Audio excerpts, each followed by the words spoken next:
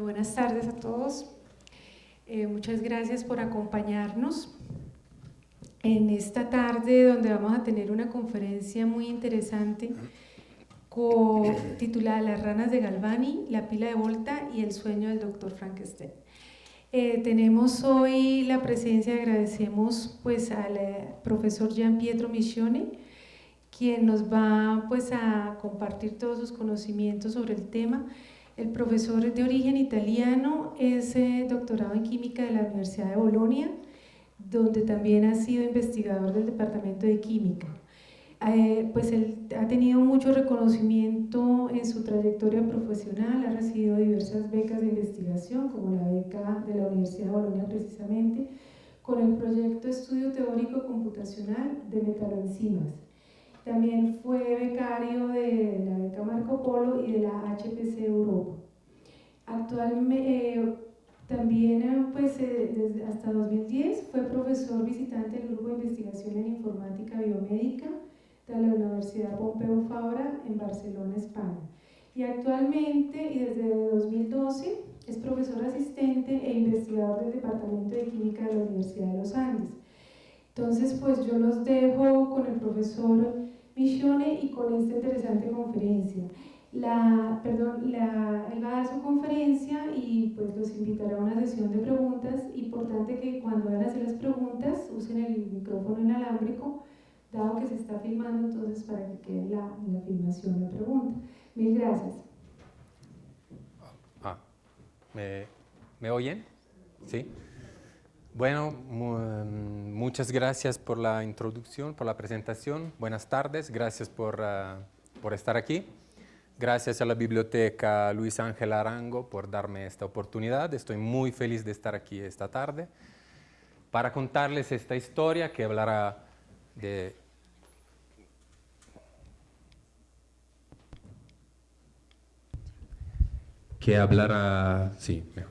de ciencias, pero no solamente, o sea, de otras pues, facetas de las ciencias que tienen mucho que ver con nuestras vidas diarias, con nuestras actitudes en la vida no necesariamente científica. Entonces, esta historia empieza en Bolonia, en Italia, aunque en esa época Italia todavía no existía, estaba dividida en muchos estados, y Bolonia está allí donde indica la flecha amarilla.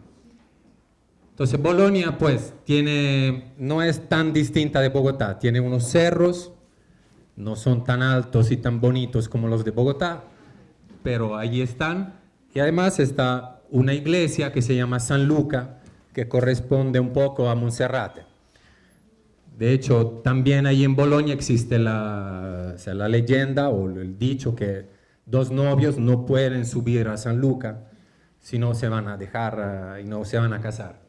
Pues yo la verdad he subido a Monserrate y a San Luca con mi esposa antes de que nos casáramos, entonces no sé si vale. Pero pues ahí está San Luca, y en San Luca, o sea, la gente de Bolonia mira los cerros de Bolonia para ver cómo será, si se va acercando una tormenta, si el día será un día de sol, etc. Porque desde allí se dice que lleguen las nubes, las tormentas.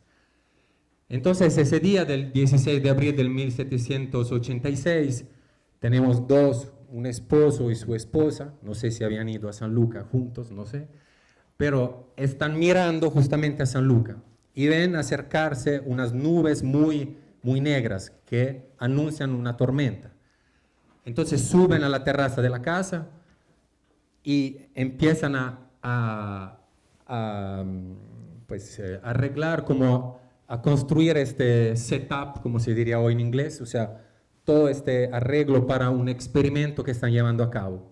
Entonces, básicamente tienen un poste de metal, un alambre que llega, aquí también hay este alambre que llega a un tablón donde está insertado ese alambre en unas patas de una rana. Y ellos pues se suben a la terraza, esperan, empieza a llover, empiezan los truenos, los rayos, hasta que un rayo golpea el poste de metal, la descarga eléctrica pasa por todo el alambre y llega a las patas de las ranas que empiezan a moverse, a danzar, como si la rana estuviera brincando, pero hay solamente las patas. Y el hombre y la mujer salen en la terraza, empiezan a brincar, a abrazarse, a reír, felices, contentos. Es una noche de grande felicidad para ellos. Pues cada uno tiene sus diversiones, ¿no? Ellos estaban felices al ver unas patas de una rana que se movían. Pues de hecho es una visión que hoy todavía sería bastante, pues, impresionante, digamos. Entonces vamos a ver quiénes son los protagonistas, este hombre y esta mujer. El hombre se llama Luigi Galvani, es un profesor de la Universidad de Bolonia, es un profesor de anatomía, tiene 49 años, entonces ya no es un jovencito, y trabaja con su esposa que se llama Lucia Galeazzi.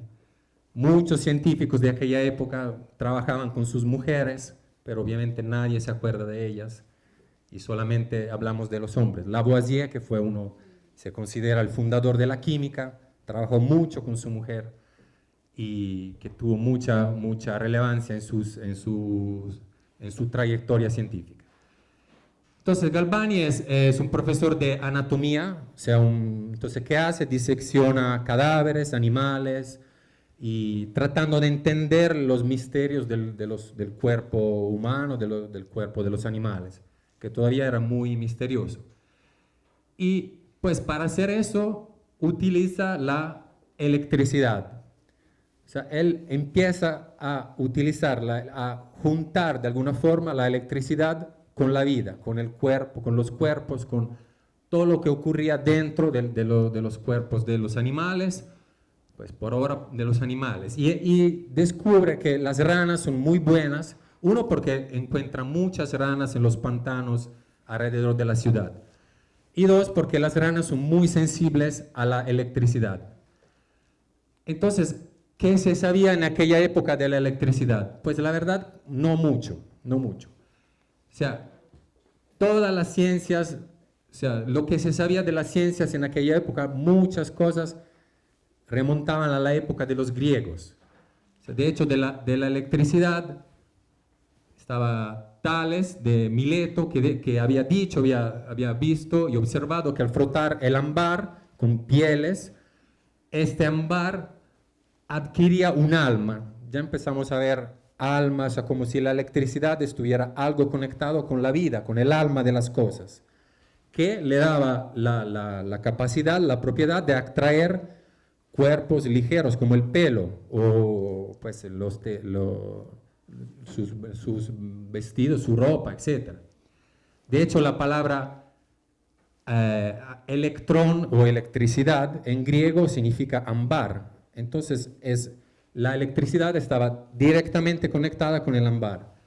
Luego, durante siglos, básicamente, mucha ciencia se quedó pues, como durmiendo en la Edad Media. Muchos libros griegos, romanos, se quedaron escondidos en monasterios y donde la iglesia un poco los escondía, pero tampoco quería destruirlos. Si ustedes vieron la película o leyeron el libro El nombre de la rosa, allí justamente se habla de un libro, de varios libros que estaban escondidos en monasterios. Fueron sobre todo los árabes que llevaron adelante las ciencias del mundo occidental, por lo menos. Entonces, pero ya estamos en una época muy particular. La fecha que vimos es 1786. Entonces, en 3 años va a estallar la Revolución Francesa. Estamos en una época de transición muy importante. Y de hecho, pues está llegando todo un movimiento, una nueva visión del mundo donde el hombre está al centro, o sea, los derechos, las capacidades del hombre y de la inteligencia del hombre empiezan a cobrar peso, a cobrar importancia. Y esto antes que en Francia se concreta en los Estados Unidos. La Constitución de los Estados Unidos es una constitución muy moderna, muy avanzada. De hecho, todavía sigue funcionando. Y entonces, detrás de esta constitución hay todo un movimiento, una visión del mundo donde el hombre tiene la capacidad de explicar el mundo, de construir un nuevo mundo. Y uno de los personajes importantes es Benjamin Franklin, que se ocupó de un montón de cosas. O sea, se inventó el pararrayos, el cuenta kilómetros, fue el primero a observar la corriente del Golfo, y luego, pues, en su tiempo libre se fundó los Estados Unidos, digamos. O sea, fue uno de los padres fundadores de los Estados Unidos. Entonces, es mejor no leer la biografía de Franklin porque uno se queda deprimido porque dice, yo ¿qué he hecho en mi vida? Nada. Entonces, Franklin estudió también la electricidad y fue el primero que entendió que existía una electricidad positiva y una negativa. Algo que para nosotros es bastante natural, obvio, pero en aquella época no lo era. De hecho, muchas partes de las ciencias se pueden explicar, aunque de forma muy sencilla, o sea, asumiendo que haya una parte, algo positivo, unas entidades positivas y otras negativas. Y Franklin pensaba en la electricidad como un fluido que pasara de una parte a otra, de una parte negativa a positiva. De hecho, nosotros todavía cuando hablamos de electricidad hablamos de corriente, como si fuera un río, como si fuera algo, un fluido que se mueve. Entonces, ahora, pero ¿qué sabemos de la electricidad? La electricidad no es un fluido exactamente, sino es el movimiento de electrones que se desplazan de una zona donde hay más a una zona donde hay menos. ¿Qué son los electrones? Los electrones son unas partículas negativas que están, o sea, el átomo está formado de una parte positiva, el núcleo, y alrededor están unos electrones negativos. En algunos casos, estos electrones, digamos, se pueden separar del átomo y desplazarse. Y la electricidad, cuando nosotros pensamos en una corriente eléctrica, lo que está ocurriendo es que hay electrones, partículas negativas, que se desplazan de la parte negativa, ellos son negativos, hacia la parte positiva, porque es obviamente dos cargas opuestas se atraen. Entonces Galvani empieza, esta es una estatua de Galvani en Bolonia, donde pues ahora no se ve, pero en el libro que está abierto está una rana. Entonces él está mirando la rana en su libro.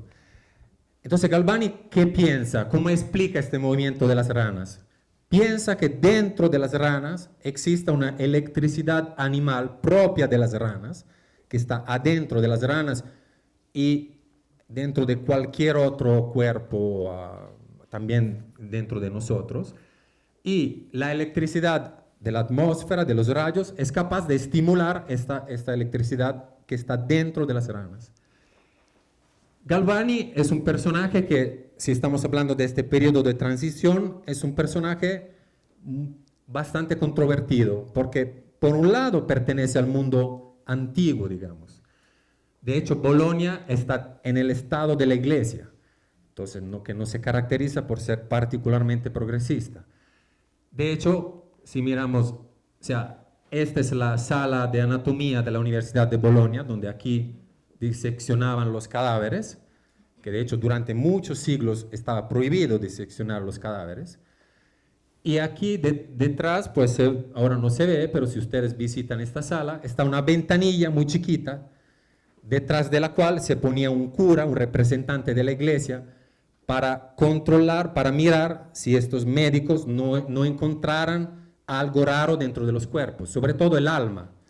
O sea, la iglesia estaba preocupada de saber si existía el alma, dónde estaba, qué era.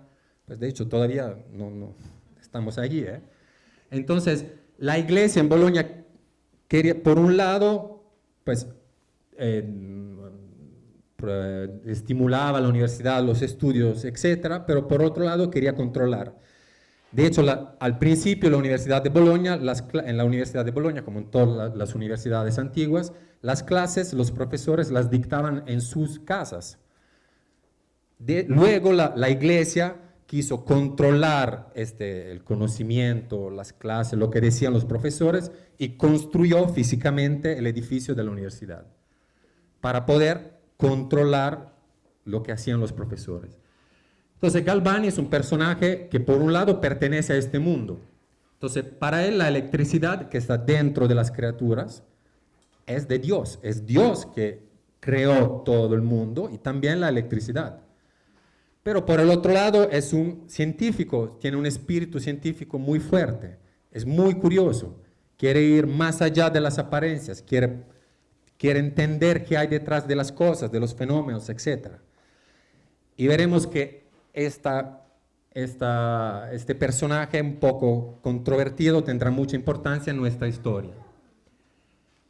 Entonces Galvani da un paso más adelante, o sea, unos años más tarde, un día tenía sus ranas colgadas en la terraza esperando una tormenta, la tormenta no llega. Entonces él se aburre un poco y va a jugar con estas ranas con un palito de cobre. Las ranas estaban colgadas en unos hilos de hierro. Tocando las ranas con este palito de cobre, se da cuenta que las ranas se mueven.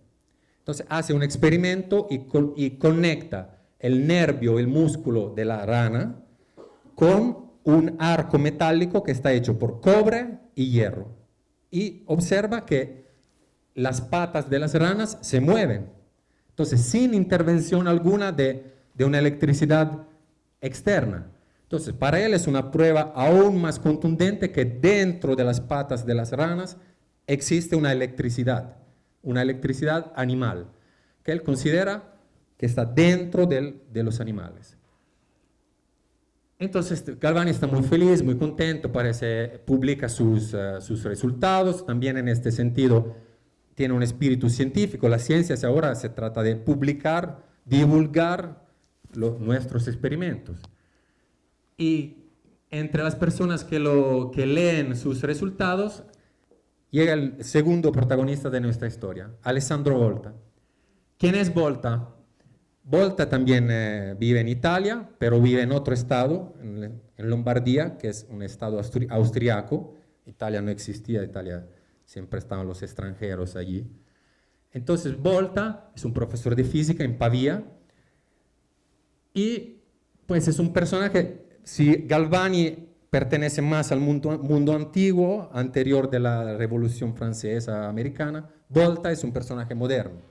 Entonces Galvani publica sus estudios en latín, no se mueve de Bolonia, se reúne con sus colegas en la Universidad de Bolonia.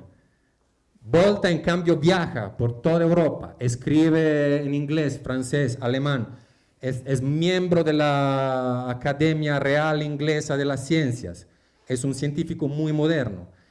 Y también esto todavía tiene mucha importancia en las ciencias. O sea, un científico no puede quedarse en su oficina y publicar sus cosas en unas revistas que no tienen mucha importancia. O sea, toca hacer, como se dice ahora, networking. O sea, conocer gente, crear enlaces, crear redes, una red de personas. O sea, esto nos guste o no nos guste, así funciona. Y así funcionaba también en aquella época. Pero Volta al principio está entusiasmado por los resultados de Galvani. Está súper contento. Luego empieza a hacer estudios, experimentos, y pues como podríamos decir que pone patas arriba todo lo que decía Galvani. O sea, le da una explicación completamente opuesta a la de Galvani. Si Galvani dice, la electricidad está dentro de los animales y los metales simplemente sirven para estimularla, Volta dice todo lo contrario. La electricidad se debe a los metales. En italiano dice, è la differenza dei metalli che fa. O sea, es la diferencia de los metales que hace, que produce la electricidad. Las patas son simples detectores. Son los metales que contienen la fuerza, que generan la electricidad. Las patas simplemente nos dicen, sí, hay una electricidad, son detectores. Entonces, la visión es completamente opuesta y de hecho nunca se van a reconciliar estas dos visiones. También está detrás algo no solamente científico, porque si Galvani en su visión pensaba exacto que era Dios que había puesto la electricidad dentro de los animales, Volta pues es religioso, cree en Dios, etc. Pero él pertenece más a lo que vimos de Franklin, de la Revolución Francesa, Americana. Él dice, no, soy yo, hombre, que puedo generar la electricidad. Yo tengo la capacidad en mi laboratorio de producir la electricidad, que no es algo de Dios, no, soy yo, hombre, que la genero. ¿Cómo? Utilizando dos metales diferentes. Porque él dice, tú Galvani, pues tú puedes mover las patas porque estás utilizando un pedazo de cobre y de hierro. Entonces es la unión de estos metales que genera la electricidad. Entonces Galvani empieza esa disputa entre Galvani y Volta. Y eso es algo que ocurre muchas veces en las ciencias. Y de eso se trata. O sea, yo publico algo, alguien me dice, no, usted se está equivocando, aquí. Entonces, ¿yo qué hago? Vuelvo a proponer otros experimentos, otras pruebas, etc. Y Galvani es lo que hace Galvani. Galvani dice, ok, tú dices que hay solamente dos metales son necesarios, pues yo te demuestro que un solo metal es suficiente. Aunque las patas no se mueven tanto como en el caso en el cual él utiliza dos metales. Volta, como contesta, pues la verdad yo con un metal no veo nada. Y de hecho, mientras Galvani decía que tocaba conectar nervio y músculo, Volta demuestra que es suficiente, que el músculo no importa. Aquí toca, pues Galvani es un anatomista, o sea, es muy bueno en diseccionar las patas de las ranas. Volta no. Entonces Volta utiliza muchas veces animales intactos. Entonces él no ve nada con un metal porque no es capaz, digamos, de diseccionar las patas como hacía Galvani. Entonces su límite, el límite de Volta, el límite técnico, pues le da, digamos, lo lleva aún más a su idea que sean los dos metales. Entonces Galvani sigue, pues dice, ¿sabes qué? Tú dices que son necesarios los metales, yo te demuestro que las ranas se mueven aún sin utilizar el metal, sino con un pedazo de tejido animal. Entonces Volta, ¿qué hace? Pues le dice, pues la verdad, sí, yo había dicho los metales, pues ahora que me lo pienso un poco mejor, no son necesarios los metales. Son suficientes dos conductores distintos. ¿Qué son los conductores? Son cuerpos, algo que conduzca electricidad. Entonces, él dice, pues la verdad, yo había dicho los metales, ahora son suficientes dos conductores distintos. Entonces, Volta parece bastante molesto. O sea, ¿qué está haciendo? Él está o sea, rechazando cualquier prueba de Galvani, pero sin proponer nada nuevo. ¿Sabes? Parece bastante molesto, porque no aporta nada nuevo, no hace ningún experimento nuevo. Pero Galvani, o sea, sigue en sus experimentos, las pobres ranas se están acabando en toda Italia. Entonces Galvani, pues, ¿qué hace? Aquí podemos ver ese experimento. Es una rana de mentira, entonces no se asusten, pero vamos a ver si lo logramos ver. O sea, él toma el nervio de la misma rana y lo pone en contacto con la misma pata y la rana se mueve. O sea, yo no estoy utilizando dos cuerpos diferentes, sino estoy utilizando el mismo cuerpo. Entonces, esto parece la victoria de Galvani. O sea, porque Volta allí se habían formado dos partidos, los que apoyaban a Galvani y los que apoyaban a Volta. Entonces se piensa que ahora Volta, ¿qué va a contestar? Volta no está convencido. Todavía no, pues estos experimentos no funcionan, etc. Entonces aquí creo que es interesante leer la frustración de Galvani, porque como siempre ocurre entre dos adversarios, hay odio, pero también un poco de amor, o sea, de cercanía, que Galvani quiere convencer a Volta. Entonces le dice, pues él quiere que esta electricidad sea común a todos los cuerpos, en cambio yo la considero propia del animal. Él pone la causa del desequilibrio en los artificios que se emplean y en las diferencias de los metales. Yo en la máquina animal, él afirma que esta causa sea accidental y extrínseca, yo natural e interna. Él atribuye todos los metales, nada al animal, yo todo y nada a ellos. O sea, no hay posibilidad de, o sea, parece una pelea entre una pareja, o sea, alguien dice negro y el otro contesta blanco. O sea, no hay posibilidad de reconciliación. Pero aquí pues entra en las ciencias, pues como en la vida de nosotros, entra la historia con la H mayúscula. O sea, toda la historia de las ciencias está llena de acontecimientos que tienen que ver con lo que ocurre en el mundo.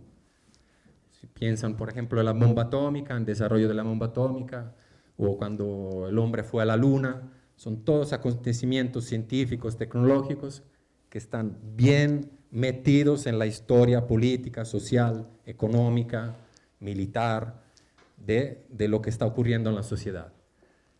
Entonces aquí ocurren varios acontecimientos.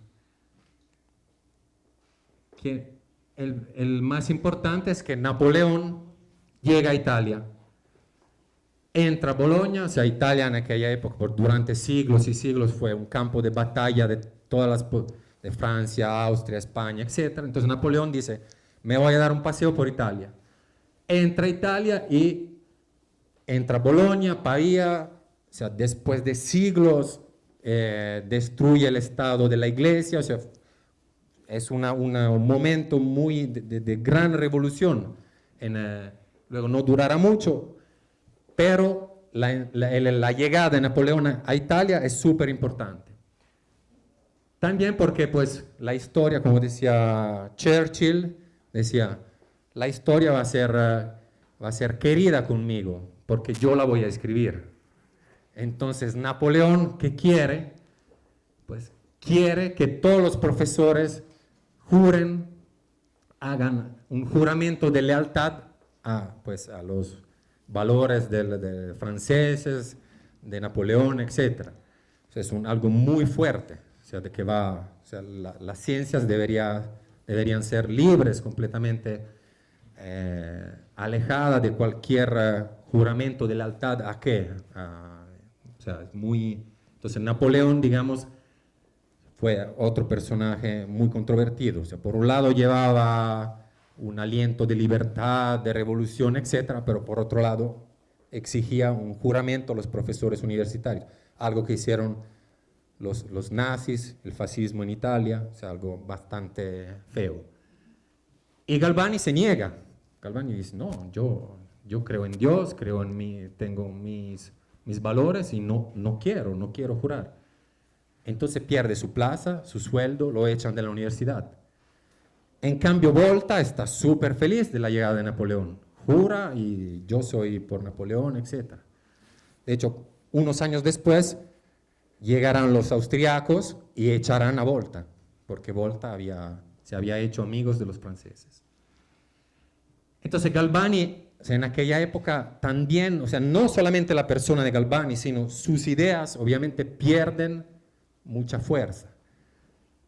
Además, ¿por qué? Porque ¿qué ocurre? Que Galvani muere. En el mismo año muere Galvani. Y además, ¿qué ocurre? Pues que Volta se inventa la pila. Volta se inventa la pila. O sea, decir que la importancia de la pila es inútil subrayar la importancia de la pila. En nuestros celulares tenemos pilas, en cualquier lugar tenemos pilas. Entonces Volta construye la pila y la llama órgano eléctrico artificial. O sea, lo hizo el hombre lo hizo. O sea, él está obsesionado con esta pelea con Galvani. Se quiere negar la electricidad animal de Galvani. Él dice, yo construí la pila y esa es la carta con la cual comunica el invento a la Academia Inglesa de las Ciencias en 1799, y dice, yo he creado algo que proporciona electricidad en mi laboratorio, yo hombre. ¿Y cómo lo hace? Pues lo hace juntando metales, apilando a estos discos de metal. Por eso la pila se llama pila, porque son apilados varios discos. Pero Volta, otra vez esta historia está llena de paradojas. Volta estaba convencido que era el contacto de los metales que generaba la electricidad. Pero él, cuando construye la pila poniendo en contacto los metales, la pila no funciona. O sea, tiene que insertar entre los discos de metales unos discos de papel que están empapados en una solución salina. O sea, los metales no se tocan. Entonces Volta, que estaba obsesionado, decía los dos metales, etc. De hecho, construye una pila donde los dos metales no se deben tocar. Y de hecho, las pilas actuales funcionan sin que los metales se toquen. Es un trato esencial de las pilas. Pero Volta, pues, construye la pila y es un invento increíble, porque por la primera vez, o sea, hay algo que produce electricidad, pues, de la nada, aparentemente de la nada. O sea, en aquella época existían maquinarias que, o sea, la botella de Leyda, o sea, era una herramienta que producía chispas, electricidad, pero había un motor que tocaba que girar y esto producía electricidad. La pila, pues no hay que hacer nada. De hecho, Volta está hasta convencido que la pila nunca se agota. O sea, que él ha encontrado algo que produce energía para siempre, algo que va en contra de las leyes de la física. Pero Volta, o sea, inventando la pila, pues parece el ganador total de la disputa con Galvani. De hecho, se vuelve una celebridad absoluta. O sea, sería como el Steve Jobs de la época. Napoleón lo llama a París, quiere ver personalmente la invención de Volta. O sea, ahí en esta figura se ve Napoleón mirando la pila de Volta. O sea, Volta es una celebridad mundial. De hecho, hasta demasiado, porque la celebridad de Volta hasta llega a borrar su misma persona. Muchas veces ocurre que alguien que es el invento, la fama de su invento, o sea, va más allá de su misma persona. Exacto. Pero Volta queda todavía atrapado en la disputa con Galvani. O sea, él insiste, este es un órgano eléctrico artificial. Él insiste. O sea, todavía no puede o sea, salirse de la pelea con Galvani. Esto es otro, muchas veces nos pasa, ¿no? Que uno se queda allí obsesionado, da vueltas a la misma cosa cuando ya no hay necesidad. Volta nunca entendió por qué la pila funciona, nunca. Porque lo que le importaba era decir, la electricidad animal no existe. Galvani estaba convencido que era suficiente acercar los dos metales. Nunca entendió que la pila funciona por reacciones químicas. A él le interesaba demostrar que el hombre podía generar la electricidad. Pero pues tenemos que justificarlo un poco, porque en aquella época se pensaba, por ejemplo, existía una filosofía que se llamaba, pues una visión de las ciencias y del mundo que se llamaba vitalismo, según la cual lo que estaba vivo, o sea, había un confín muy marcado entre lo que estaba vivo y lo que no estaba vivo. Químicamente, esta gente pensaba que químicamente las reglas que subyacen a la vida son diferentes de las que según las cuales uno puede explicar, no sé, cómo se mueve la tierra, el agua, etc. O sea, como si hubiera un aliento vital, algo, un alma, un aliento vital que está detrás de las cosas vivas. Esta era una visión muy importante. Y de hecho, en el 1828, entonces unos años más tarde, un químico alemán, Wöhler, fue capaz de sintetizar una sustancia que se encuentra en nuestro cuerpo, la urea, o sea, una sustancia que pertenece a la vida, a partir de sustancias químicas que no pertenecen a la vida. Y fue, digamos, la primera derrota de este vitalismo. Y ahora nosotros sabemos que las sustancias que están dentro de nosotros, las leyes químicas y físicas, son exactamente iguales a las que encontramos en las cosas que no tienen vida. No hay este confín tan claro. Entonces, Volta estaba también en ese contexto. Y, de hecho, o sea, ahora un esquema muy básico de la pila, pues la pila funciona porque tenemos dos metales, en este sentido Volta tenía razón, son necesarios dos metales, aquí por ejemplo zinc y cobre. Uno de ellos tiene cede más fácilmente sus electrones. Los electrones del zinc se separan fácilmente del átomo de zinc y pasan al cobre, que en cambio es capaz de capturarlos, de ganárselos muy fácilmente. Esta es una reacción que se llama una reacción de óxido-reducción, okay, no. Pero el concepto es que en esta reacción ocurre una transferencia de electrones de un elemento a otro. Si nosotros somos capaces de dividir, de separar estos dos elementos, este camino de los electrones que pasan de un elemento al otro puede ocurrir a través de un hilo conductor. Los electrones que pasan a través de este hilo, mientras hacen su viaje de un elemento al otro, pueden generar energía eléctrica. Esta es corriente eléctrica, un movimiento ordenado de electrones de un sitio a otro. Entonces este es un esquema muy básico de la pila. Y los dos metales tienen que estar separados muy claramente. Además, Volta, que siempre se opuso a la electricidad animal, ¿de quién se copió la pila? De un animal. De este animal, la raya eléctrica, que es capaz de, cuando muerde, pues descarga energía eléctrica, y que tiene dentro de sí mismo un órgano que se parece muchísimo a la pila.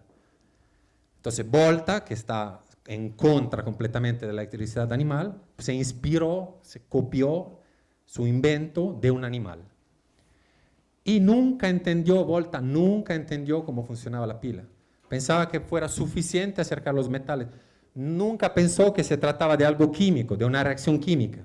La pila funciona porque somos capaces de aprovechar una reacción química para producir energía eléctrica. Entonces, pues ahora vamos a ver quién tenía razón. Ahora, después de unos siglos, podemos saberlo.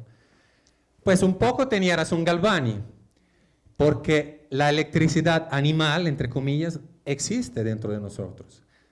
Los músculos, nosotros movemos los brazos, las piernas. ¿Por qué? Porque dentro, ahora lo veremos, dentro de nuestras células, sobre todo las células, las neuronas, existe una diferencia de potencial, es decir, una zona de mayor carga positiva y una zona de mayor carga negativa. Esta diferencia, este desequilibrio, es la base para las señales neuronales y el movimiento de los músculos de nosotros. Entonces, nosotros sí tenemos una electricidad, somos capaces de generar una diferencia de potencial, una electricidad.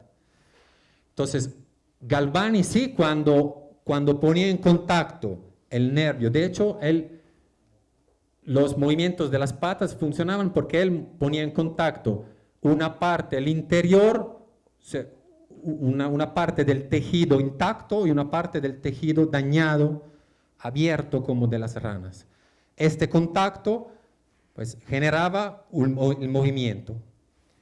¿Y por qué? Porque dentro de nuestras membranas celulares hay una diferencia de potencial, es decir, hay una zona de mayor carga positiva y una zona de mayor carga negativa. Galvani obviamente no tenía ni idea de todo eso, había vislumbrado algo, pero el electrón, la existencia del electrón se comprobó un siglo después. Entonces esta gente no tenía ni idea de la existencia de los electrones. Volta también pues un poco tenía razón, porque la pila funciona ¿por qué? Estamos utilizando dos metales diferentes. Uno cede más fácilmente electrones, al otro que se los gana con mucha facilidad. Pero tuvo razón, sobre todo porque se inventó la pila. O sea, no por una teoría, no por una explicación científica, sino por un instrumento que cambió el mundo. Entonces tuvo razón entre comillas, digamos. Pero pues, cuando una persona de verdad deja una huella en el mundo, eso se refleja en el lenguaje que utilizamos. Entonces, si alguien de nosotros es capaz de, pues, por lo que hace, por lo que descubre, por sus vidas, de pasar su nombre al lenguaje, pues de verdad se puede decir que es el premio más grande que el Nobel, etc. Entonces, de hecho, nosotros utilizamos varias palabras que vienen de Volta. El voltímetro, que es el instrumento que mide la diferencia de potencial, el voltaje, y el volto, el voltio, que es la unidad que mide la diferencia de potencial. Entonces, Volta tiene varias cosas que llevan su nombre. Pues Galvani también va bien, porque nosotros utilizamos galvanómetro, que es un instrumento para medir la corriente eléctrica, el galvanismo, que pues sería la contracción de un músculo, que de hecho Volta fue el que bautizó esta cosa como galvanismo, y el verbo galvanizar, pues que no sé si pues que es un verbo que no sé si ustedes se utiliza mucho, pero es algo como pues dar energía, estimular, no necesariamente algo que tenga que ver con la ciencia. Mientras todas estas palabras son términos científicos, el verbo galvanizar, que existe en italiano, en inglés, es un verbo que no tiene nada que ver con las ciencias. Y además, pues Galvani tiene el honor que un grupo de música electrónica, de Chemical Brothers, sacaron hace unos años una canción que se llama Galvanize. O sea, pues a ver si Volta tiene un disco de música electrónica. Entonces, digamos que podemos decir que hubo un empate. Un empate porque Galvani sí tenía razón porque la electricidad animal existe, y Volta tenía razón porque de verdad utilizar dos metales puede generar energía eléctrica. Y pues ahora quiero mostrarles estas dos figuras, que en ambos casos la historia de Galvani y Volta es una historia de personajes que estaban de verdad explorando, no tenían ni idea de lo que estaban, de hecho nunca pudieron explicar realmente lo que obtuvieron. Entonces muchas veces cuando se dice a las ciencias, pero qué resultados nos dan, qué están haciendo estos científicos, pues explorando. Galvani y Volta no llegaron a una explicación final, pero sin ellos pues no tendríamos muchas cosas. Ellos de verdad estaban explorando y tratando de encontrar explicaciones a territorios completamente desconocidos. Entonces quiero mostrarles estas dos mapas, una del 1459 y una del 1525. Entonces, aparte, pues la presencia de la América, obviamente, pero lo que más me parece interesante es que este mapa está completamente lleno. La persona que dibujó este mapa, él está diciendo, yo lo sé todo, yo conozco todo, y allí lo dibujo. En este mapa no hay nada que no esté pintado. En este otro mapa está lleno de territorios blancos, vacíos. El que dibujó este mapa está diciendo, yo no lo sé todo, yo soy ignorante. Y este es el espíritu científico, es exactamente esto, admitir, yo no sé. Yo quiero ir a explorar y por lo tanto hay cosas que yo no conozco, desconozco. Entonces Galvani y Volta tenían este espíritu de exploración. Y las ciencias de eso se trata, es una aventura, literalmente una aventura. Entrar a un territorio desconocido, tratar de ir más allá de lo que se conoce, de la visión convencional del mundo. Pero es interesante también que ambos, Galvani y Volta, se acercaron a una característica muy importante de la vida, que es, pues, digamos, el desequilibrio. La vida el equilibrio es muerte, el desequilibrio es vida, y la vida es desequilibrio. O sea, hemos hablado varias veces, también Galvani escribió el desequilibrio. hemos hablado de diferencia de potencial. ¿Qué es la diferencia de potencial? Aquí tenemos más carga negativa, más electrones, aquí menos electrones. Hay una diferencia, hay un desequilibrio. Eso determina un flujo de electrones, algo que se mueve, la corriente eléctrica. Es necesario un desequilibrio. La pila aprovecha el desequilibrio que existe entre dos metales. Nosotros nos podemos mover porque nuestras células continuamente, en este momento, nuestras células están creando un desequilibrio de carga dentro de nosotros. Es un desequilibrio, podemos imaginarlo como el agua que cae desde arriba hacia abajo. O sea, hay un desequilibrio. Y ese desequilibrio, por ejemplo, se puede aprovechar. Si nosotros ponemos una turbina acá, aprovechamos este desequilibrio. Entonces, ¿qué ocurre en las neuronas, en las células de nosotros? Las células gastan muchísima energía para crear este desequilibrio, para separar cargas. Esta es la membrana de una neurona, pero eso ocurre también en cualquier célula. Esta es la membrana, o sea, lo que divide el interior de la célula del exterior. ¿Qué hace continuamente nuestra célula? Empuja hacia afuera unos átomos cargados, unos iones se dicen, pero cargas, digamos,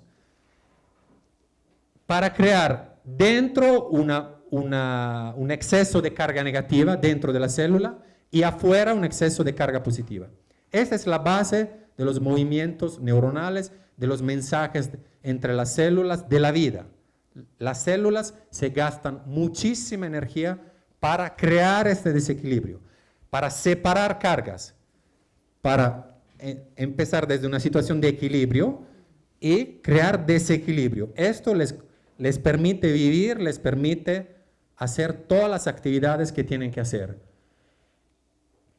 O sea, un desequilibrio podemos imaginarlo otra vez como el agua que sube desde esta altura hacia arriba y luego podemos aprovechar este desequilibrio para producir energía. Pero para crear este desequilibrio, como en esta figura, necesitamos un esfuerzo, energía, necesitamos algo que suba el agua. O sea, para hacer un ejemplo muy tontos, si queremos bajar en bicicleta, felices y contentos, sin pedalear, pues ahí está Nairo subiendo, ¿no? O sea, toca gastar energía. O sea, aquí, por ejemplo, si nosotros queremos llevar los electrones hacia esta zona para que luego se muevan, tiene que haber alguien que sube los electrones. Entonces, este desequilibrio, o sea, requiere energía. Este desequilibrio que las células crean continuamente requiere energía. Y nosotros, ¿cómo obtenemos esta energía? Pues con otro desequilibrio. Cuando nosotros comemos, que sea unas papas, una arepa, un sancocho, un pollo, nosotros estamos comiendo fundamentalmente glucosa, que es una molécula a alto contenido energético. En nuestras células combinamos la glucosa con el oxígeno y obtenemos CO2 y agua y energía. Esta energía, esta reacción, es una reacción muy parecida, es siempre una oxidorreducción, una reacción muy parecida a la que ocurre en la pila. En la pila es la energía que se desprende de la reacción, se aprovecha como energía eléctrica. Dentro de nuestras células, nosotros aprovechamos esta reacción para producir energía. ¿Y esta energía para qué sirve? Entre las muchas cosas, para crear este desequilibrio de carga en las membranas celulares. Entonces, toda la vida, de hecho, hasta la evolución de las células, empezó a partir de desequilibrios. O sea, la vida está conectada al desequilibrio. Entonces, Galvani y Volta se acercaron a este concepto. Volta con la pila, porque aprovechó este desequilibrio entre dos metales. Galvani con el desequilibrio que existe dentro de nuestras células neuronales.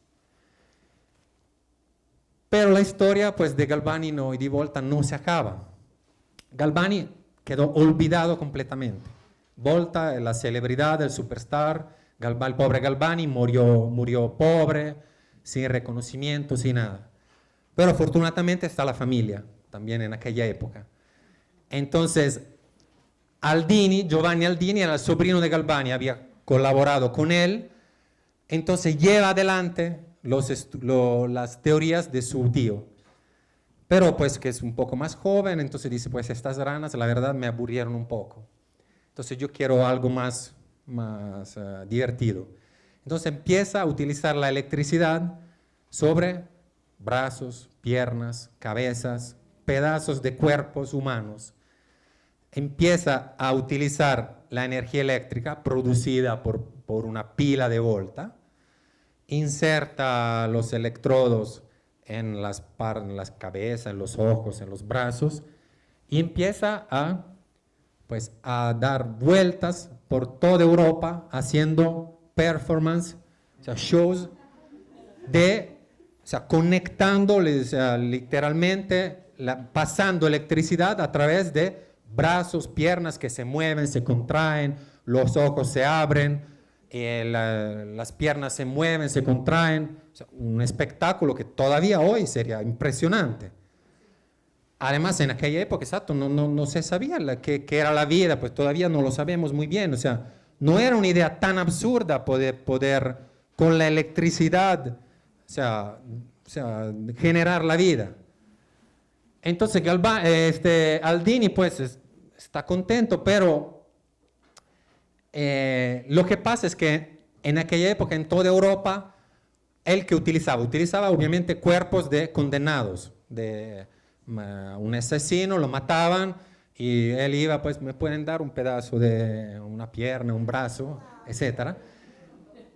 Entonces, ¿qué pasaba? Que en aquella época a los condenados les cortaban la cabeza en toda Europa, pero él quería un cuerpo completico. Entonces, ¿dónde se va? Se va a Inglaterra, donde allí los ahorcaban. Entonces el cuerpo quedaba entero. Entonces él se va a Inglaterra y un día pues está un señor, un tal George Forrester, que había asesinado a su esposa, a su hijo, etc. Entonces lo habían ahorcado, él va y se consigue el cuerpo, el cadáver de este señor. El 18 de enero, entonces hace esta performance increíble. Se empieza con esta pila, empieza a insertar los electrodos en todos los orificios de este cuerpo. Entonces el cuerpo, las piernas empiezan a moverse, los brazos a levantarse, el cuerpo mismo se levanta, abre la boca, abre los ojos, se aprieta el puño. Entonces la gente empieza, todo el mundo, nosotros también nos escaparíamos asustadísimos. Y pues porque todos seguro pensaron, este cadáver se está volviendo a la vida. O sea, todo el mundo tuvo que pensar eso, porque se estaba moviendo, se estaba levantando los brazos, abriendo los ojos, se le inflaban los pulmones. O sea, ¿qué está pasando? ¿Qué está pasando? Aquí en esa foto, en esta imagen, la gente que se escapa. O sea, no sabemos si Aldini de verdad pensaba que podía de verdad, dar la vida a ese cadáver. No sabemos, pero seguro era algo muy, muy impresionante. Eso, pues obviamente todo eso se desenvolvía en un contexto muy reducido. O sea, nosotros ahora, afortunadamente, hoy estamos aquí, hablamos de ciencias, de cosas, pero en aquella época todo se desenvolvía en un mundo muy, muy reducido, de nobles, de gente adinerada. El pueblo no sabía nada, no se enteraba absolutamente de lo que estaba ocurriendo.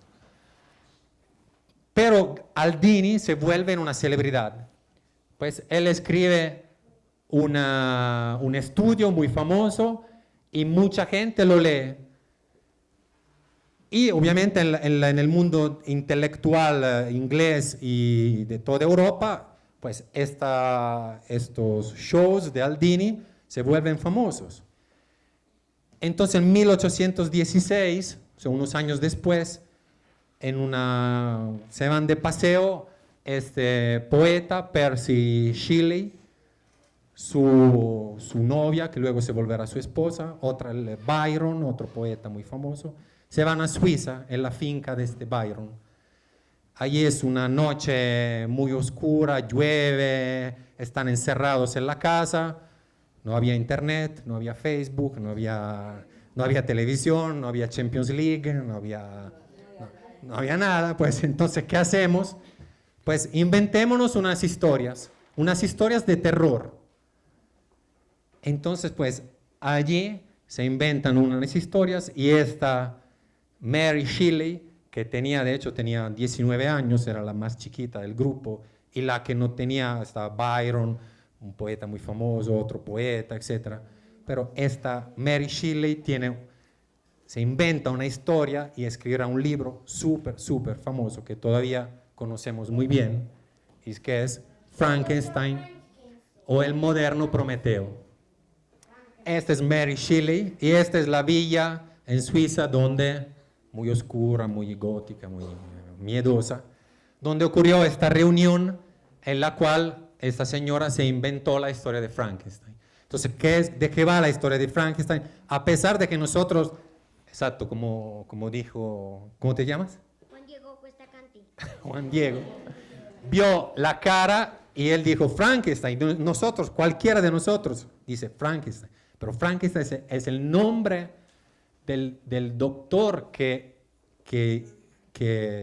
inventó, que creó al monstruo. O sea, no, al monstruo. O sea, él no. De hecho, uno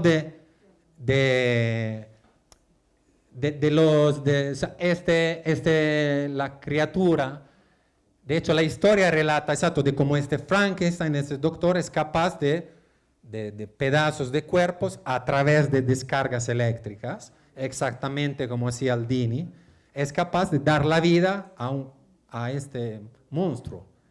Entonces, es muy probable que este Mary Shelley se haya inspirado a Aldini, en lo que hacía Aldini, y que a su vez se inspiraba en los experimentos de su tío Galvani. Pero exactamente, al final este pobre monstruo, o sea, no tiene nombre. No sé si ustedes leyeron el libro, pero él sufre mucho porque su criador no le dio nombre, no le dio ni nombre ni una pareja. O sea, entonces, el libro sí va de las degeneraciones de las ciencias. O sea, por lo menos del hecho que la ciencia pueda crear un monstruo. Pero también va de la soledad de este monstruo, que no tiene nombre, no tiene una pareja y no es aceptado por la sociedad. O sea, es un libro que habla de ciencias, pero también de cómo nosotros, obviamente aceptar un monstruo no es fácil, pues de hecho no somos capaces ni siquiera de aceptar a extranjeros, ¿no? Entonces habla también de la dificultad que tenemos en aceptar el otro, algo distinto. Pero digamos, este libro fue también muy importante, no solamente porque todavía todo el mundo lo conoce, sino también porque fue uno de los primeros libros de divulgación científica, porque ese libro lo leyó mucha gente, no solamente los aristócratas, los nobles o este círculo reducido, sino se divulgó también en el pueblo, digamos, como llamamos. Entonces fue, a pesar de que hablara de ciencia ficción, pero pues fue una forma de acercar a mucha gente a la ciencia, algo que nosotros es muy, muy actual, porque mucha gente, pues, por culpa también de nosotros, científicos, hay una dificultad de comunicación entre las ciencias y el resto de la sociedad. Entonces, este libro también sirvió para poder divulgar, pues, un poquito lo que estaba ocurriendo en el mundo científico. Y además, pues, podemos decir que este libro planteó, pues, muchas preguntas que todavía, o sea, están hoy en día sobre la mesa. O sea, nosotros hablamos de clonar seres humanos, inteligencia artificial, robots, pero hemos decidido qué vamos a hacer con estas cosas. Aliens, sí. O sea, no es una hipótesis tan absurda que en unos años seamos capaces de descargar todo nuestro cerebro, nuestros sentimientos, recuerdos, sensaciones en un disco rígido. Y este disco rígido, ¿qué es? ¿Es algo vivo o no? Si destruimos este disco rígido, ¿estamos cometiendo un asesinato o no? O sea, ¿qué es la vida, qué no es la vida? Pues esto tampoco está tan claro, ¿no? Hay, o sea, mucha gente que lamentablemente vive en situaciones de vida vegetal, como la llamamos. Esto que es, pues tenemos el derecho de matar a esta gente, de desconectar las máquinas. Esta gente tiene derecho a morirse o no.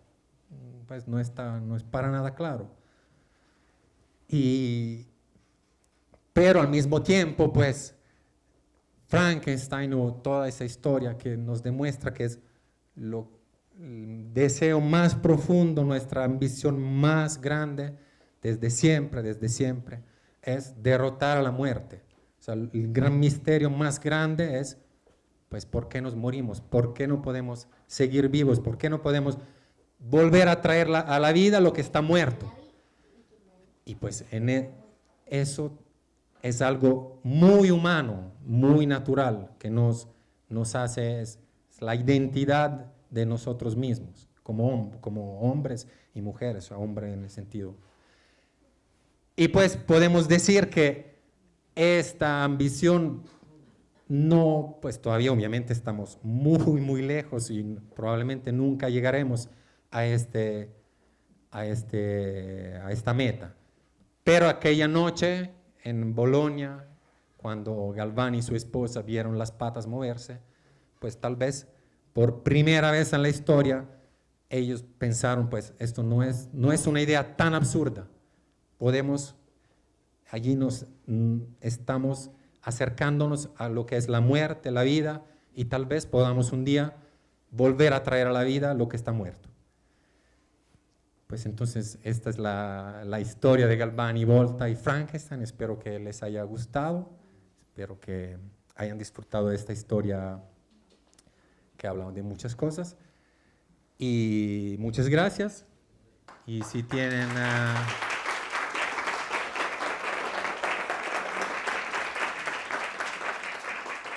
Si tienen algunas preguntas, lo único que tienen que hacer es hablar en el micrófono. ¿Sí? Muchísimas gracias. Y bueno, no sé si la pregunta que tengo viene al lugar, soy ignorante al respecto, pero he oído hablar de la corriente galvánica que es usada en estética. No sé, o sea, ahí va la pregunta en mi ignorancia. ¿Cómo se transmite esa corriente precisamente a raíz del apellido Galvani? No tenía ni idea, pero ¿cómo hace para que el músculo o los nervios funcionen? Si eso es externo, o sea, ahí está también lo que dice Volta, que a través, llega desde de aparte, llega de afuera, exterior, pero eso funciona es interior, que es lo que decía Galvani. Sí, Galvani, sí, esa es mi ignorancia, entonces no sé si tenga lugar la pregunta, me disculpa obviamente. No, pues obviamente.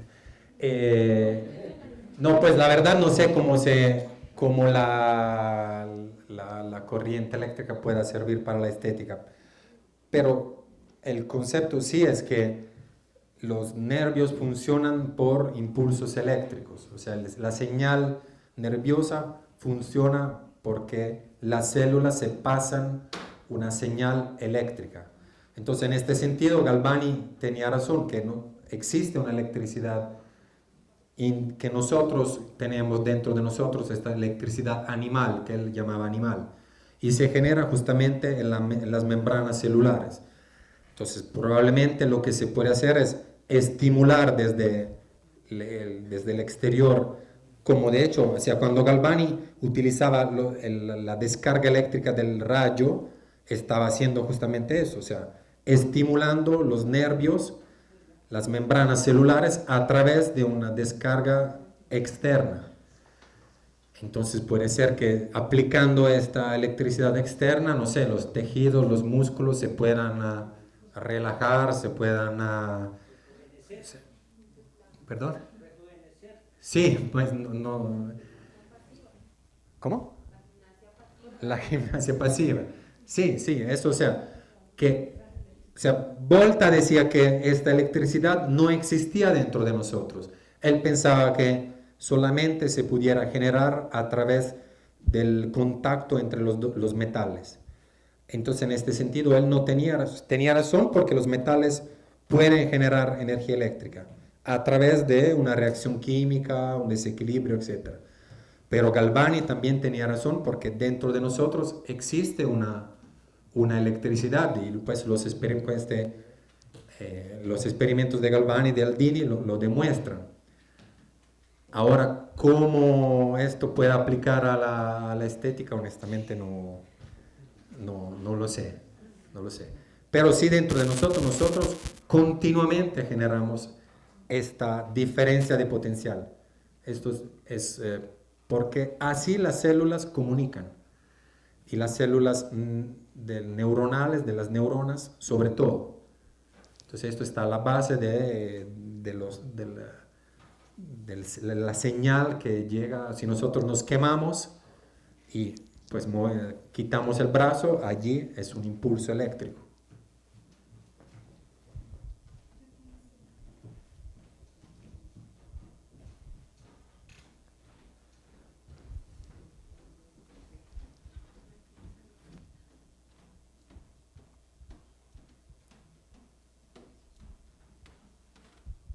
Bueno, mi pregunta es por la novela, por Frankenstein.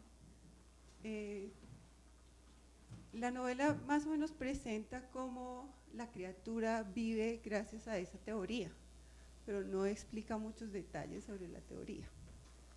Después uno empieza es como a seguir el hilo de que la criatura se siente sola, de que no tiene nombre, de que extraña una familia y se le perdió el galvanismo y todo eso ya pasa como a un segundo plano.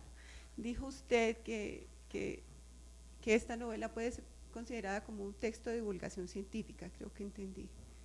Y mi pregunta es, ¿en qué medida la literatura puede ayudar a difundir la ciencia? Porque me queda la impresión de que difunde una parte muy pequeña de la ciencia. Sí, sí, obviamente, pues todavía hoy es muy complicado divulgar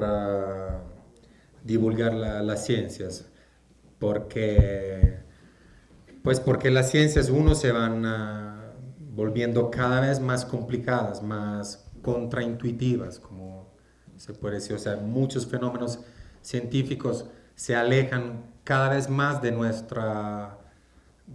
nuestro mundo diario. Entonces yo creo que pues Frankenstein obviamente sí, no se puede considerar un libro de divulgación científica, pero digamos que echó como una semilla, pues algo, pues prendió una luz en los lectores.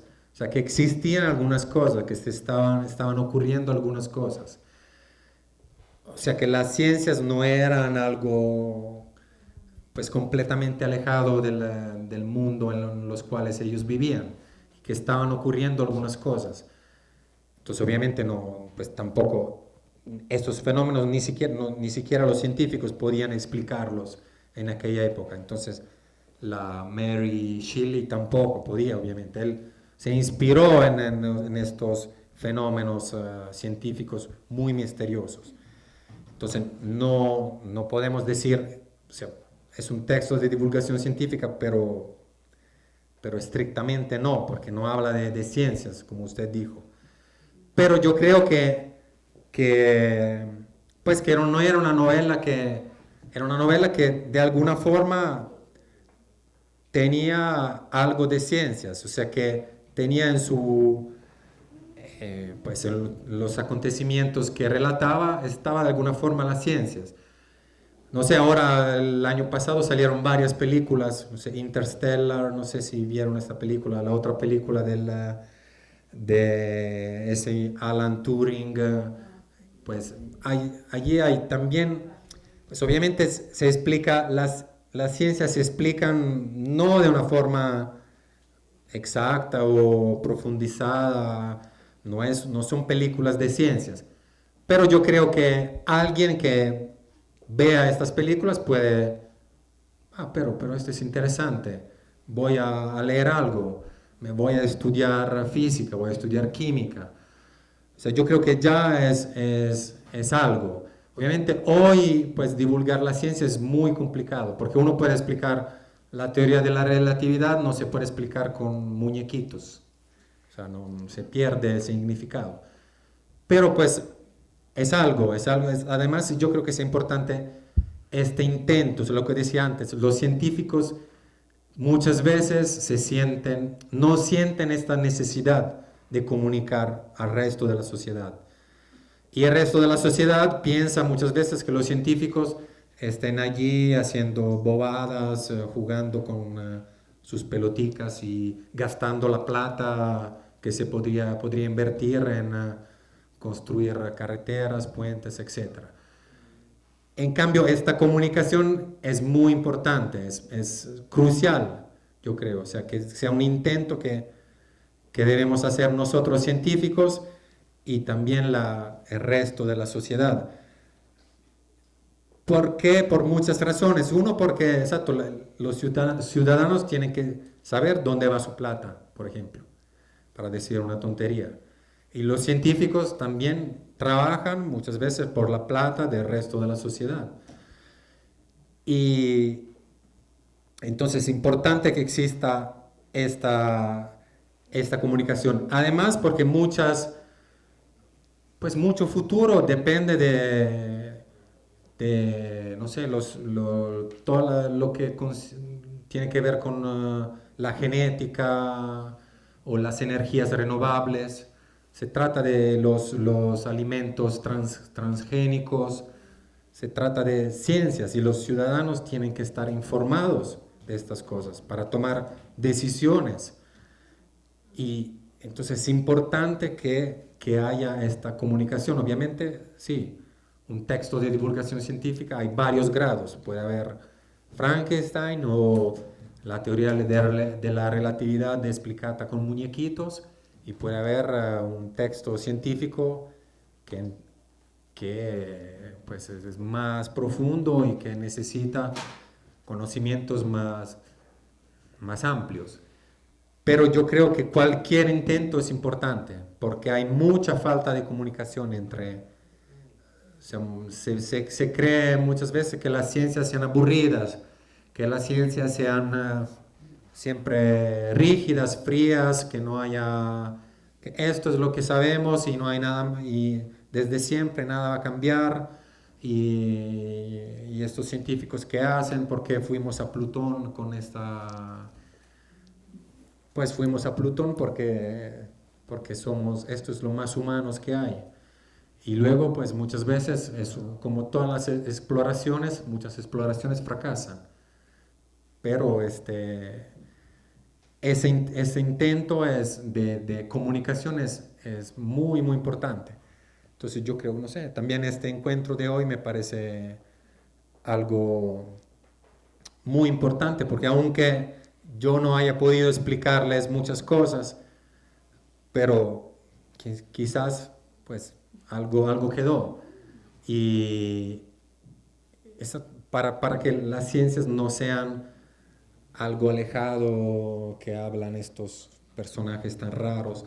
Además, hoy vimos que la ciencia está muy enredada, muy enlazada con todo lo que ocurre. Los científicos son hombres, la ciencia es interpretaciones, palabras. No hay una ciencia, no hay...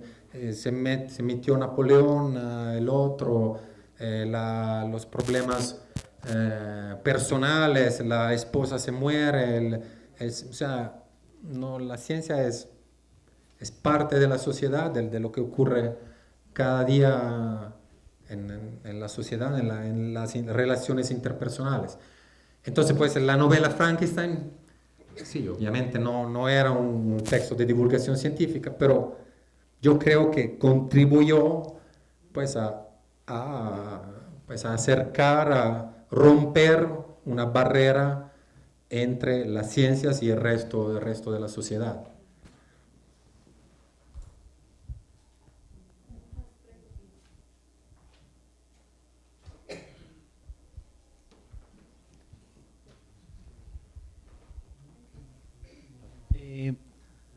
Bueno, un poquito me parece que la historia de Galvani y Volta también era como un poco la discusión entre religión y ciencia. O sea, un poco todavía estaba aferrada de un lado como el tema pegado a la creencia desde el orden de lo divino, y el otro que sí buscaba la explicación desde el experimento científico, ¿sí? No sé si lo que hizo posteriormente el sobrino, bueno, se me olvida el nombre, Aldini. fue lo que hizo que se rehusara por un momento el tema en Europa y que eso llegara a impulsarlo más bien en Estados Unidos, o no tuvo que ser necesariamente, porque pues si uno recoge ya después eso es llevado a Estados Unidos y desde Franklin en adelante, ¿no? Son los que van a seguir como con el tema de la electricidad. En Europa no sé si eso todavía, por lo que estaba tan presente la discusión, hizo que como que se rehusara un poco.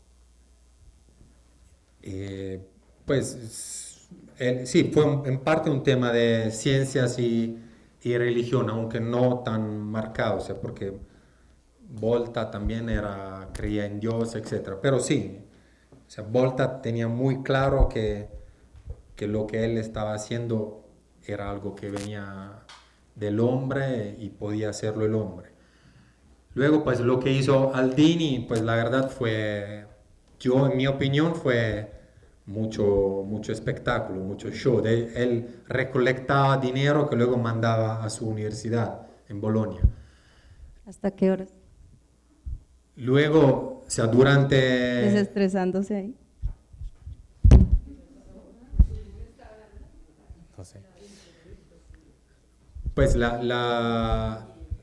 los Estados Unidos, pues yo diría que por muchos años todavía la ciencia se quedaron en Europa, o sea, el centro de las ciencias se quedó en Europa, o sea, los Estados Unidos, de hecho, estas explicaciones, cómo funcionan las señales neuronales, eso se explicó en Inglaterra, 1940, 1950. Pero, o sea, durante todo el siglo XIX la ciencia todavía quedó centrada, sobre todo basada en Europa. Fue sobre todo en los años 30 y 40 del siglo pasado que la ciencia pasó a los Estados Unidos. O sea, con Einstein, o sea, todos los científicos que se fueron a los Estados Unidos.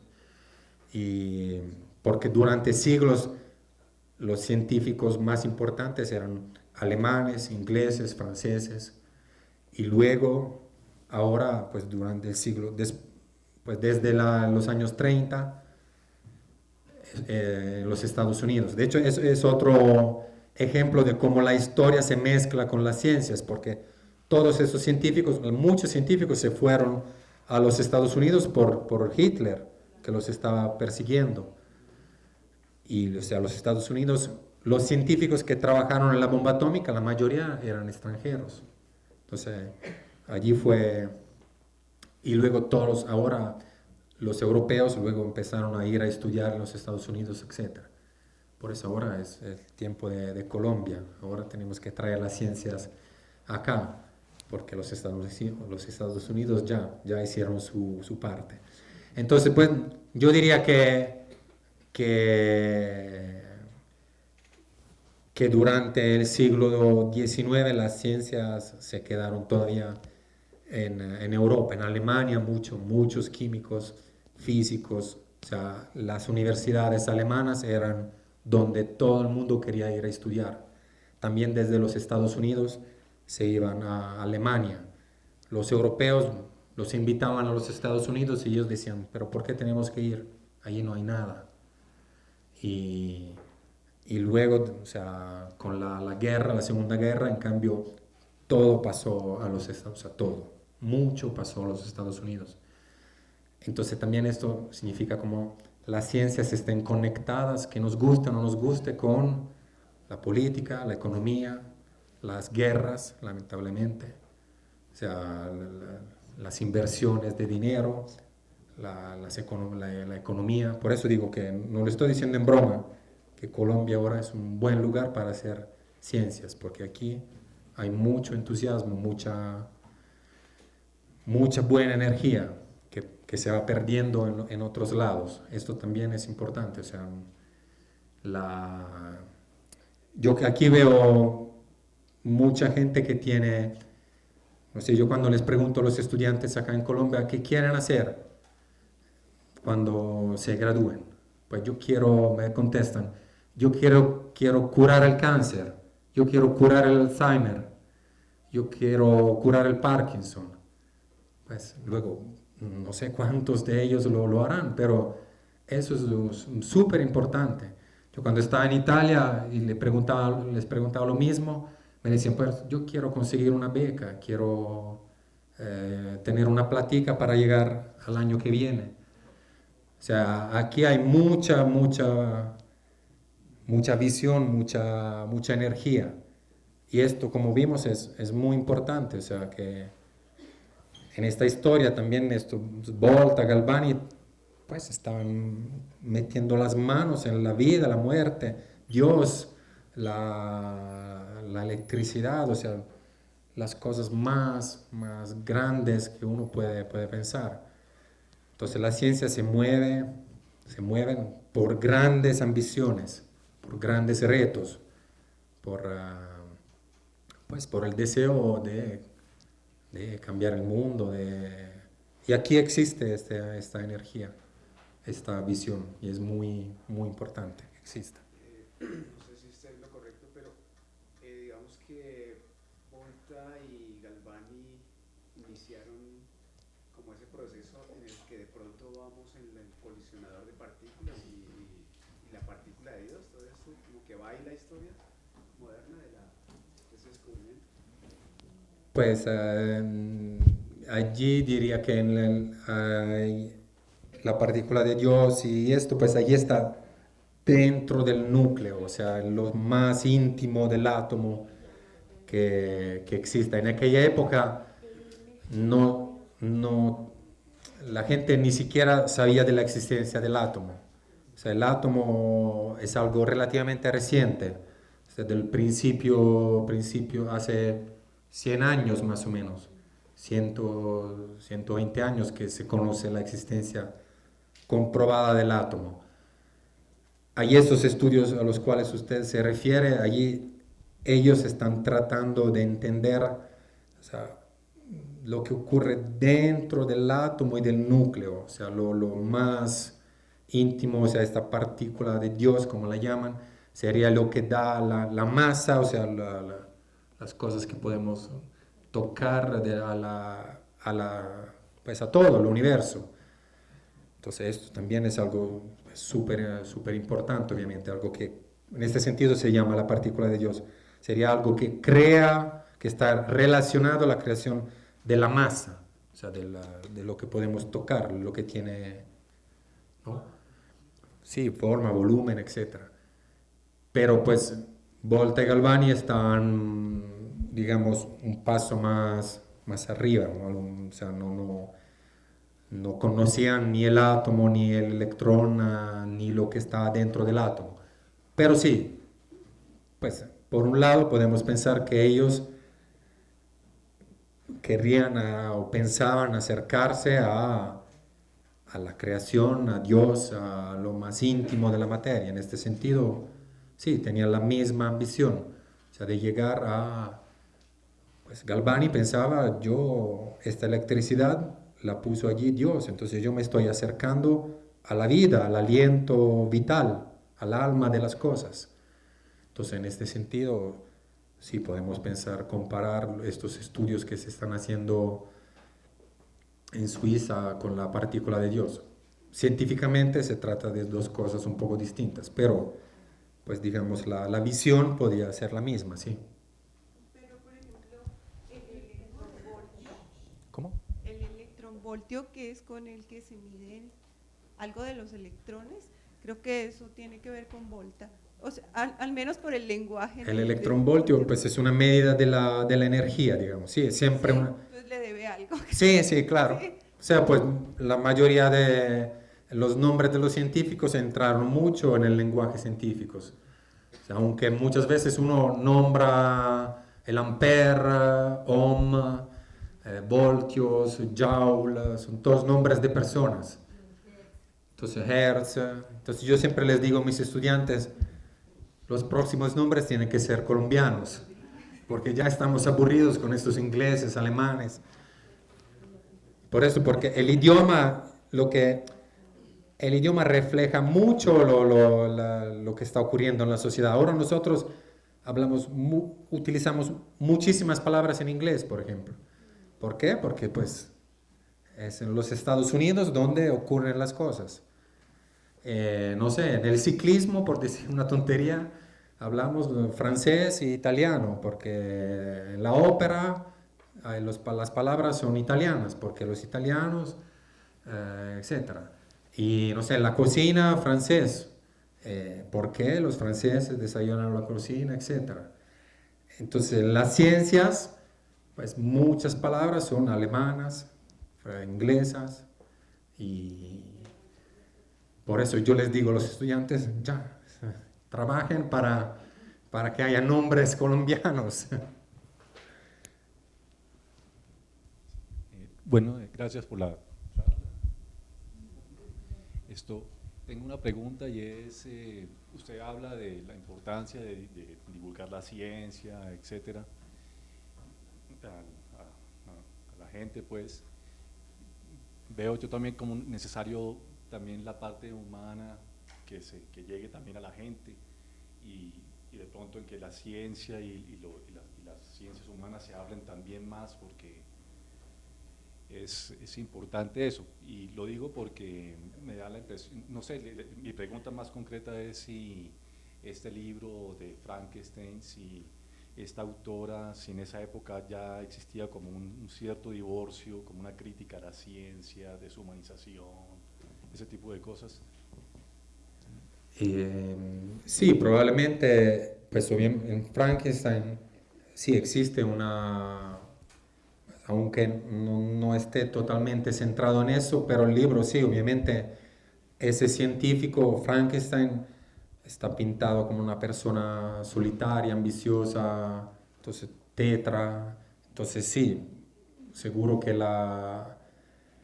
pues que se veían las ciencias como algo que podía llevar a pues aberraciones, a peligros, etc. Aunque pues yo diría que el siglo XIX fue hubo mucha confianza en las ciencias, pues se pensaba que las ciencias iban a solucionar todos los problemas, que las máquinas iban a liberarnos del problema de trabajar, etc. Pero sí, hoy sí, las ciencias, por ejemplo, la química tiene una muy mala fama. O sea, en cualquier lugar está escrito sin químicos, ¿no? Todo lo que es bio es bueno, todo lo que es químico es malo. Pero la vida funciona. Exacto, la vida funciona también con la química. Entonces las ciencias sí, hoy no tienen una muy buena... Pero yo creo que sea un problema también de los científicos, que no saben comunicar con el resto de la sociedad. O sea que muchos científicos no sentimos la necesidad de comunicar, de abrirnos, de que las escuelas entren en los laboratorios, que vean lo que se hace. O sea, yo pues lo veo en mi trabajo. Hay muchos científicos que no lo consideran necesario. Y por eso, pues sí, creo que, por ejemplo, esto de la genética, de todo, ahora pues los alimentos transgénicos, es algo que en la sociedad se ve como algo pues parecido a Frankenstein, ¿no? Como nos van a crear monstruos, van a crear híbridos, van a clonar seres humanos, van a hacer cosas horribles. Pues allí de verdad pues es muy complicado, la verdad, es muy complicado pues hacia dónde pueden llegar las ciencias, qué límites tenemos que poner a las ciencias. O sea, eso es un problema de verdad que va más allá de pues, de esto, de los temas que estamos abordando hoy. Pero sí, la divulgación yo creo que sea central, sea súper importante. Y también yo creo porque pues algo bueno de las ciencias es que nos ayudan a desafiar, a ir más allá de la visión convencional del mundo. O sea, el espíritu científico es siempre, pues, decir, es así, me dicen que es así, pero vamos a ver si puede ser de otra forma. Vamos a ver si es el sol que está quieto, o si la tierra está quieta, o el sol, o es el sol. O sea, yo creo que otra cosa que las ciencias pueden hacer es dar, o sea, proporcionar a todo el mundo, a los jóvenes, a los estudiantes, esa forma de pensar. Es decir, me dicen que es así, siempre ha sido así, siempre ha funcionado así. Pues vamos a ver si es verdad o no. Vamos a ver si es de verdad así o no. Esto es una actitud científica que creo que sea muy importante en cualquier contexto de la sociedad. Que sí, que pues, una definición de un científico es alguien que antes de cruzar una calle de sentido único mira a ambos lados. O sea, es un poco... Me dicen que los carros vienen solamente por este lado, yo no lo creo. Miro también al otro lado. O sea, siempre desafiar lo que me están diciendo. Entonces, en este sentido, la divulgación científica creo que es importante también, y estas historias, para comunicar a cualquier persona que se puede criticar, se puede desafiar lo que nos dicen, lo que parece allí congelado, lo que parece, porque pues nosotros somos perezosos, no queremos pensar, preferimos creer en lo que nos dicen, porque el ejercicio de pensar es muy complicado. Entonces, estas historias de ciencias creo que son importantes también para mostrar cómo uno puede continuamente desafiar pues lo que nos dicen, lo que parece allí rígido y escrito y que valga para siempre. Y pues luego la divulgación es complicada, es muy complicada porque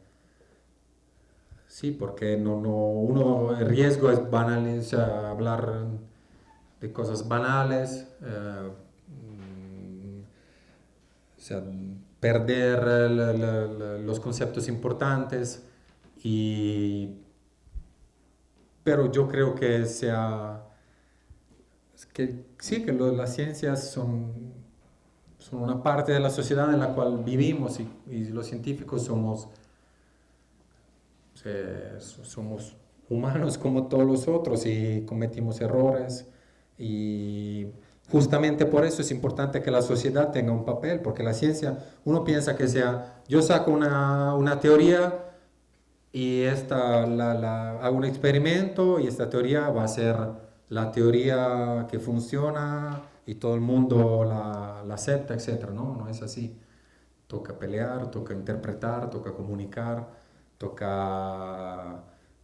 hay mafias también en las ciencias, o sea, entonces es importante que la sociedad también pues entre en las ciencias, porque las ciencias no son algo rígido, frío, no es una ecuación que uno escribe y ya está, no, para nada. Sobre el punto de la divulgación, antes yo creo que como desde el siglo XVII hasta el XIX, los científicos contaban de dónde les surgían las inquietudes, en qué fase de la experimentación iban, en dónde radicaba la dificultad. Era algo mucho más contextualizado. Ahora uno ve que los papers son 2 o 3 hojas donde se cuenta un resultado y hay una ecuación. son un poco más quirúrgicos. Yo creo que una tarea para eso que se llama la tercera cultura, donde el científico se acerque más a la sociedad, podría ser esa, como que nos cuenten un poco más de su trabajo y de lo que hacen, en lugar de exhibir el resultado. No es una sugerencia. No, pero también o sea, ahora uno lee un artículo científico de hace 50 años y es casi no digo una novela, pero un capítulo de un libro. Y es muy interesante. Ahora, sí, como usted dice, los artículos científicos son un listado de resultados. Porque ahora pues nosotros tenemos muchas herramientas, los científicos tenemos muchas herramientas, entonces muchas veces uno no piensa, o sea, sino hace experimentos, o sea, de forma completamente indiscriminada. Y luego revisa y dice, pues es así, es así. En cambio, hace 50 años uno no tenía tantas herramientas, entonces tenía que pensar antes, tenía que pensar y luego hacer el experimento. Y entonces relataba todo su proceso mental. Ahora sí, algo en las ciencias que no es bueno, yo creo, es exactamente lo que usted dice, o sea, que se hacen muchísimos experimentos, muchísimos cálculos, por ejemplo, y al final uno relata, simplemente reporta resultado, sin explicar mucho. ¿Por qué? Porque lo que importa es ese resultado y no lo que está detrás. Entonces esto sí, también aleja aún más las ciencias del resto. Si uno lee un artículo de Einstein de hace 100 años, pues digo, no entiende todo, pero no es algo completamente alejado del mundo. Si uno lee un artículo de física o de química ahora, si no está exactamente en ese campo, no entiende casi nada. Y eso también es porque lamentablemente en las ciencias uno tiene que reportar resultados y avanzas y saca publicaciones, y entonces eso también no es bueno. Por eso digo que me gusta esta actitud. Yo voy a curar el cáncer, voy a curar el Alzheimer, o sea, yo tengo un objetivo muy grande, entonces no me importa publicar, o sea, obviamente digo esto, una actitud o sea, no es tan importante publicar y sacar estos resultados, sino yo quiero el objetivo máximo. Entonces en este sentido es una buena cosa. Pero yo creo que hay mucha gente que también hace buena divulgación, o sea, hay programas en la televisión, en la BBC hace programas muy buenos de divulgación científica, y creo que algo se está haciendo. Yo lo que veo es que muchas veces que hay esta actitud, pero están desperdiciando la plata. Es ahora cuando se llegó a Plutón, esta sonda llegó a Plutón, mucha gente dijo, pero ¿por qué? Pues con esa plata se podían hacer un montón de otras cosas. Eso creo que sea un error, porque las ciencias son exactamente eso, exploración. Muchas veces uno llega a un resultado, llega a construir algo y no sabe para qué sirve. O sea, es pura exploración. Y luego, después de unos años, se encuentra el problema para lo que, o sea, mi invento era la solución. O sea, yo encontré antes la solución y no había el problema. Entonces, muchas veces la ciencia procede así. Yo encuentro algo y cuando se inventó el láser se inventó y nadie sabía para qué hacer con el láser. ¿Qué hacemos? Muy bonito, unas luces, ¿y ahora qué? Entonces, Y ahora el láser está en todos lados. Y esa fue pura investigación, pura exploración hacia la nada. Y entonces puede ser que vamos a Plutón, fuimos a Plutón, pues, ¿por qué? Porque somos humanos, porque esto es lo que nos hace humanos. Entonces, o sea, siempre Churchill decía, durante la Segunda Guerra Mundial, entonces Inglaterra, los nazis lo estaban bombardeando, no tenían dinero, entonces le dijeron, pues podemos sacar para construir más bombas, más aviones, podemos, no sé, cerrar los museos, cerrar las galerías de arte, y esta plata va en construir aviones. Y él dijo, pero nosotros estamos luchando por estas cosas, nosotros no vamos a cerrar los museos, porque nosotros estamos luchando por esto. Entonces, aunque uno diga, ¿por qué tenemos que mantener abierto un museo que no da de comer a nadie y no derrota a los enemigos, no mata a gente? ¿Por qué lo tenemos que mantener abierto y gastar plata? Pues porque nosotros estamos luchando por eso. Entonces, las ciencias nosotros hacemos. Bueno, obviamente no siempre, no es una regla general que siempre vale, pero las ciencias, o sea, nosotros somos humanos. ¿Por qué también? ¿Por qué? Pues porque vamos a Plutón, aunque podríamos gastar esta plata en construir un hospital. Pues, pero esto es parte de nuestra identidad. Entonces, en este sentido, sí, este discurso creo que sea un error que toca, pues siempre por una cuestión de comunicación, o sea, toca comunicar que no es que los científicos están gastando la plata por jugar y ir a Plutón porque les gusta ver el color de Plutón. No, porque es lo que... porque no seríamos humanos si no fuéramos a Plutón. Y además, pues si quieren, puede ser que ir a Plutón nos proporcione algo muy práctico, que económicamente valga. Eso no sería, yo creo que no sería la única razón, pero también puede, el ejemplo del láser, pues ahora sin láser no haríamos nada. ¿Y el láser cómo se construyó?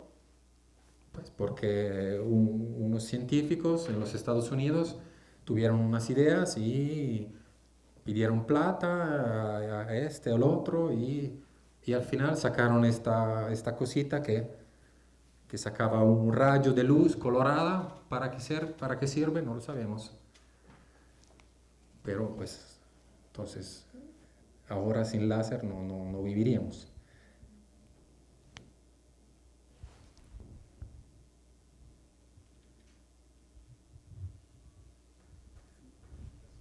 Bueno, pues entonces muchas gracias a todos.